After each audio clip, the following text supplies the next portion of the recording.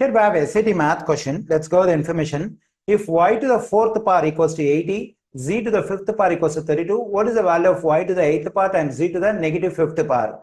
Okay, so using these two values, we have to evaluate the expression, that is y to the eighth power times z to the negative fifth power. Okay, now let me take this expression as it is, that is y to the eighth power times z to the negative fifth power. Okay, in my first step, what I'm going to do is I'm going to write this 8 as 4 times 2.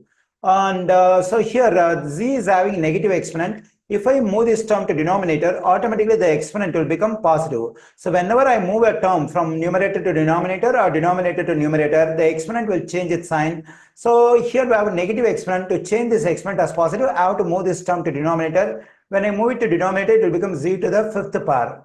Okay, here in numerator we have y to the power of 4 times 2. So whenever two values are multiplied by the exponent, what we can do is we can take the first value as the first exponent and the second value over here as an exponent for the whole stuff here like this. So then divided by z to the fifth power. Okay, so here you may have a question. Why should I write this y to the eighth power as y to the fourth power whole square? So because I have the value for y to the fourth power, that is 80. Now I can plug in 80 for this y to the fourth power. Then I'm getting 80 square over, and also I have the value for z to the fifth power, that is 32. So I can plug in 32 for z to the fifth power.